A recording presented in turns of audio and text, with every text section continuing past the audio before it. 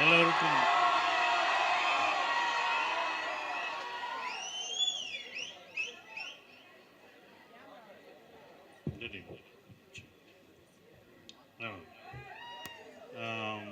எல்லோருக்கும் வணக்கம்.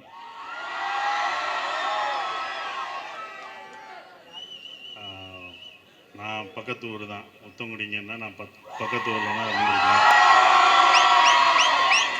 அடிக்கடி கிராஸ் பண்ணி போவேன். ஆனால் இவ்வளோ பெரிய காலேஜ் இதுக்குள்ளே இருக்குன்னு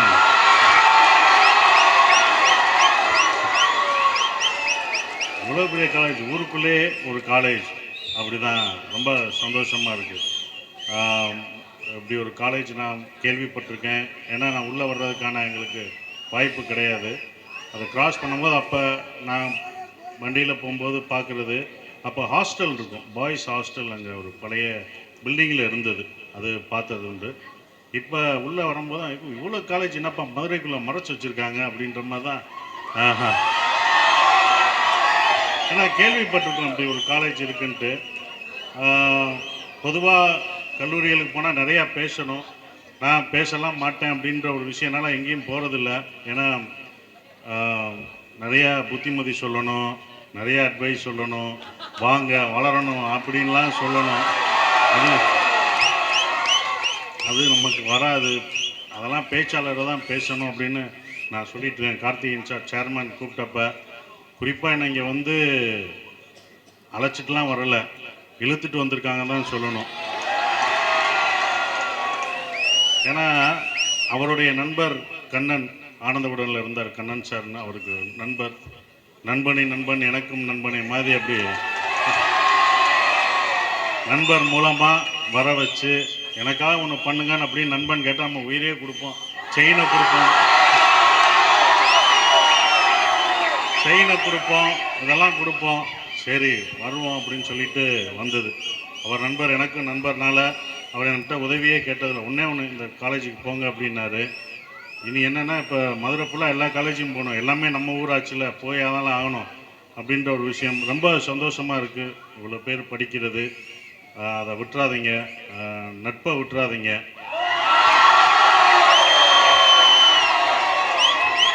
நான் சொல்லுவேன், நட்புக்கு ரொம்ப நான் இது கொடுப்பேன். அது என் படத்திலே வரும், குத்துனது செத்தா கூட சொல்லக்கூடாதுன்னு, குத்துன அன்பா தான் செத்தா கூட சொல்லக்கூடாதுன்னு.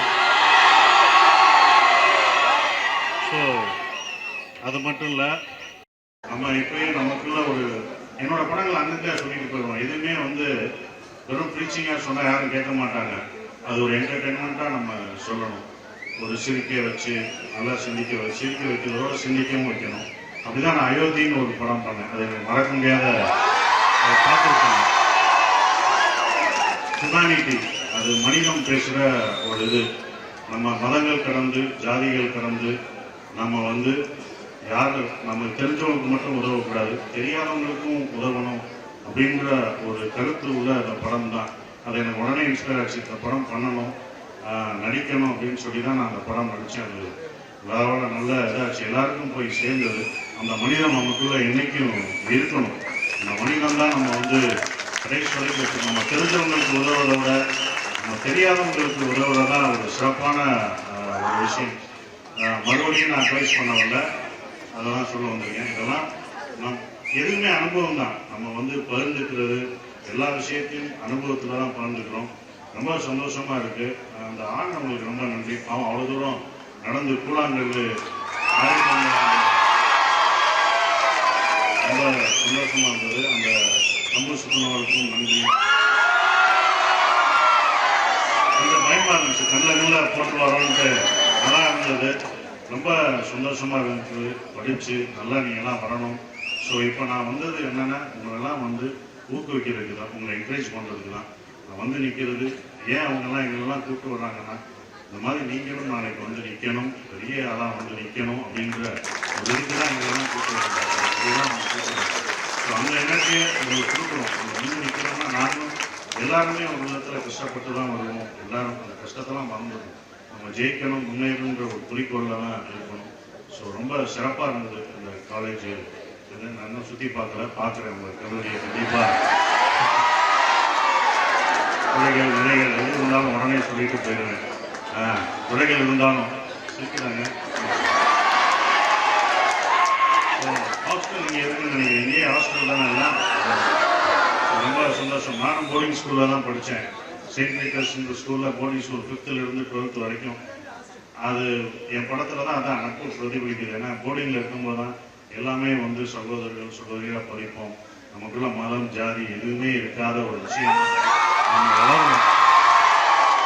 அந்த போர்டிங் ஸ்கூல் நமக்கு அப்படி கற்றுக் கொடுக்கும். அதுதான் எனக்கும் கற்றுக் கொடுத்தது. அந்த நட்பு தான் என்னோட சின்ன வயசுல பழகின நண்பர்கள் தான் இப்பயும் நமக்கு இருக்காங்க. அந்த நண்பர்கள் தான். ஏன்னா ஒன்றா பழகிருப்போம், ஒன்றா வாழ்ந்திருப்போம். நம்ம குடும்பத்தோட வாழ்ந்ததை விட அவங்களோட நம்ம வாழ்ந்த ஒரு விஷயம் மறக்க முடியாத ஒரு மகிழ்ச்சியான ஒரு விஷயம், மறக்க முடியாத ஒரு விஷயமா அது இருக்கும். ஸோ இங்கே வந்த எல்லாருக்கும் என்னுடைய நன்றியும் வாழ்த்துக்களையும் தெரிஞ்சுக்கிறேன். படித்து நல்லா வாங்கடா தம்பிகளா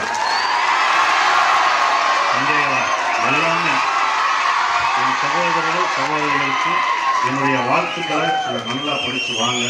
அதுதான் நான் சொல்லணும்னு நான் ஆசைப்படுறேன். நன்றி, வணக்கம். ஏதாவது கேள்வி இருந்தால் கேட்கலாம். சர்க்கார் இருக்கா மைக் கொடுங்க. இந்த 6வது பாடம் நல்லா கேள்வி கேட்கு. ரொம்ப அங்கே கேட்கு மைக் ரொம்ப படிச்சு படிச்சவடா நெக்ஸ்ட் டைரக்ஷன் இந்த வருஷம் அது மதுரையில தான் ஷூட்டிங். குற்ற பரம்பரை படம் வருமா? வந்தா எப்போ வரும்? அது ப்ரொடியூசர் தான் கேட்கணும். அது நான் ரெடி பண்ணி நாங்கள் ரெடியாக இருக்கோம். ஹாட் ஸ்டாரில் லேட்டாக நடந்தது. உங்களோட ஃபேவரட் டைலாக் என்ன சார்? இல்லை, குற்ற பரம்பரைனால ஏன் வருது? குற்ற பரம்பரை வந்து அது பிரச்சனையாக இருந்தது பாரதி ராஜா சாருக்கும் பாலா சாருக்கும். அப்புறம் அவங்க சரியாயிட்டாங்க. அவங்க 2 பேரும் என்னை எடுக்க சொன்னாங்க. ஸோ நான் பொதுவான ஆளுனால என்னை எடுக்க சொன்னாங்க. பட் அது வேற ஒரு காரணங்களால தடைப்பட்டு. உங்களோட ஃபேவரட் டைலாக் என்ன? இப்போதான் சொன்னீங்கல்ல குத்துனது.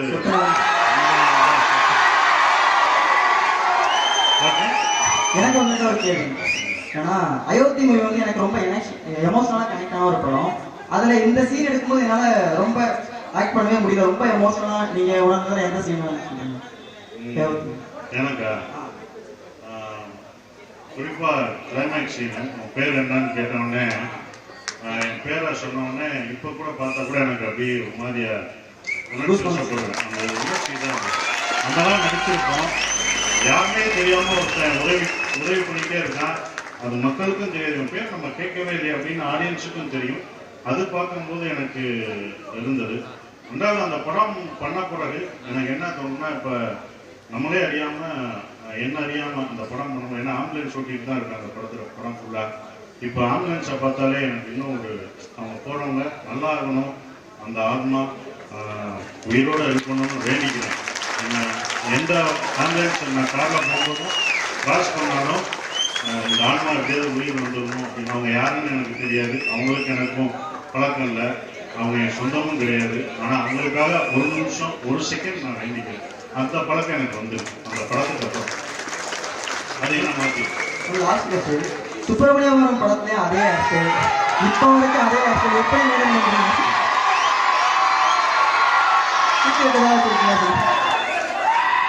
மதுரையில் அடுத்து சுப்பிரமணியபுரம் கிடையாது, சுப்பிரமணியபுரம் மாதிரி அடுத்து நான் பண்ண போறேன். அதுக்காக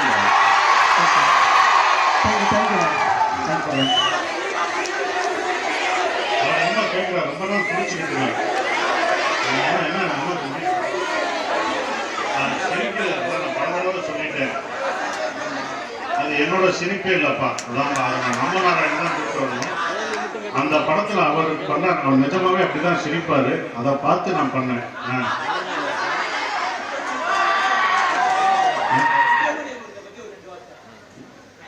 எனக்கு ஆனா நீ கேட்கறது ரொம்ப சந்தோஷமா இருக்கு. இத்தனை வருஷம் இருந்து சுப்பிரமணியபுரம் நிற்கிது அப்படின்றது ரொம்ப சந்தோஷமா இருக்கு.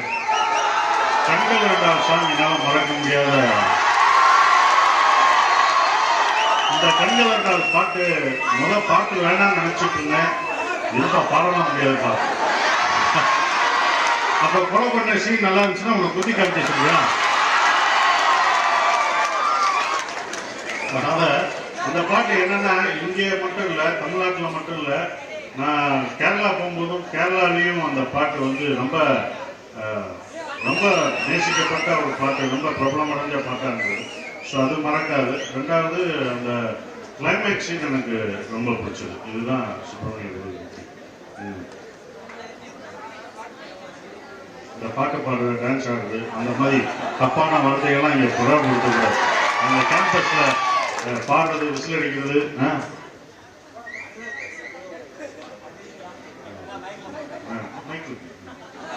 நீ ரொம்ப பேசு. இப்ப பாரு, பயம் இருக்குல்ல, அப்ப எங்களுக்கு எப்படி இருக்கும்?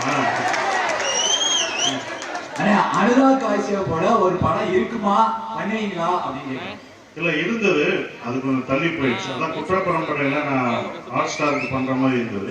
அதுல அனுராக் சார் ஒரு கேரக்டர் நான் வச்சிருந்தேன். அவரை போய் பார்த்து பேசி, நீங்க போட்டோலாம் பார்த்துருப்பீங்க. அவர் என்கிட்ட கதையெல்லாம் கேட்கல, உங்க படத்துக்கு நான் கதையே கேட்க மாட்டேன், நடிக்க வர்றேன் அப்படின்னு சொன்னாரு. அது நடிக்கிற மாதிரி இருந்தது என்னோட டைரக்ஷன்ல. அடுத்து என்னோட டைரக்ஷன்ல கண்டிப்பா அவர் நடிப்பார்.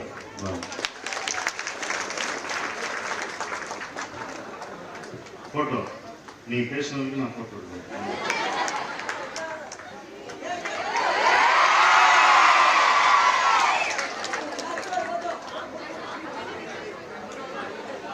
ஓகே, எல்லாம் அவங்க தான் கேட்கணும்.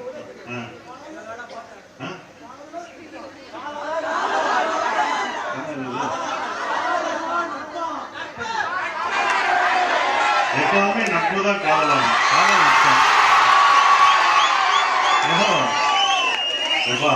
விட்டா எல்லாரையும் சேர்த்து வைக்க சொல்லுவீங்க போது. அதெல்லாம் படிக்கணும் சார். இப்பதான் நான் உங்களுக்கு அட்வைஸ் சொல்லிட்டு இருக்கேன். அதெல்லாம் படம், இது பாடம், ரெண்டுக்கும் வித்தியாசம் இருக்கு. ஸோ அதனால எல்லாரும் நல்லா இது பண்ணுங்க. ஆசிரியர்கள் அனைவருக்கும் என்னுடைய நன்றியை தெரிவிச்சுக்கிறேன். ஏன்னா இதெல்லாம் ஆர்கனைஸ் பண்றது சாதாரண விஷயம் இல்லை. இதுக்காக பணியாற்றிய ஆசிரியர்களுக்கும் என்னுடைய